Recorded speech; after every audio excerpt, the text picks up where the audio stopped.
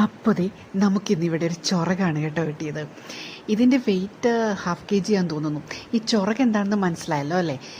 പലയിടത്തും അതിനെ സ്രാവെന്നാണ് കേട്ടോ വിളിക്കുന്നത്. നമ്മളിവിടെ ഇതിനെ ചൊറകെന്നാണ് വിളിക്കുന്നത്. അപ്പോൾ അമ്മ അത് ചൂടുവെള്ളത്തിൽ തേച്ച് കഴുകി മുറിച്ച് തന്നത് കേട്ടോ. അപ്പോൾ നല്ല ചൊറകായിരുന്നു കേട്ടോ. കുറേ കാലം കൂടിയാണ് ഇപ്പോൾ നമ്മളിവിടെ ചൊറക് വാങ്ങിക്കുന്നത്.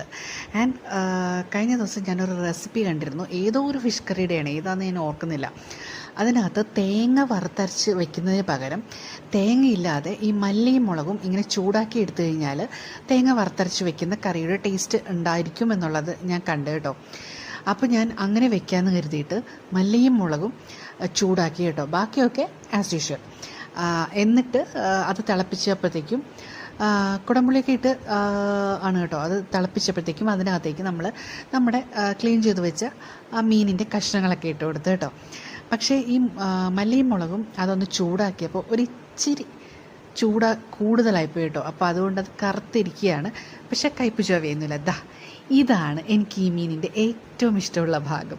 ഈ മീനിൻ്റെ എന്നല്ല, ഒരുവിധപ്പെട്ട എല്ലാ മീനിൻ്റെയും തല എനിക്ക് വലിയ ഇഷ്ടമാണ്. എന്താണെന്നറിയില്ല.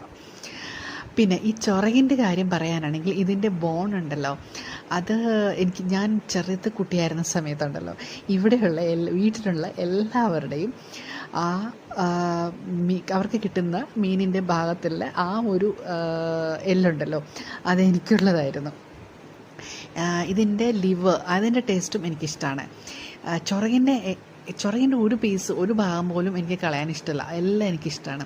പക്ഷേ എനിക്ക് ഇത്രയൊക്കെ ഇഷ്ടം ചൊറകിനോടുണ്ടായിട്ടും കൃഷ്ണൻ അതിൻ്റെ ഇഷ്ടമേ അല്ല. അതിൻ്റെ സ്മെല്ല് പോലും അവനിഷ്ടമല്ല.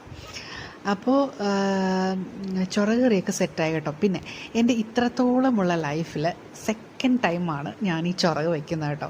ഫസ്റ്റ് ടൈം വെച്ചപ്പോൾ അതങ്ങ് ഫ്ലോപ്പ് ആയിപ്പോയി. അത് വെച്ചതിൻ്റെ കുഴപ്പം കൊണ്ടല്ല, മീൻ ചീത്തയായിരുന്നു കേട്ടോ. അതുകൊണ്ട് പറ്റിപ്പോയതായിരുന്നു. അപ്പോൾ ഇതിൻ്റെ തല കണ്ടോ. നിങ്ങളൊക്കെ ചൊറക് കറി വയ്ക്കുന്നത് എങ്ങനെയാണെന്നുള്ളത് പറ്റുമെങ്കിൽ കമൻറ്റ് ചെയ്യണേ. പിന്നെ നിങ്ങൾക്കൊക്കെ ഇഷ്ടമാണോ ചൊറക്? അപ്പോൾ ശരി, catch you later. Till then bye.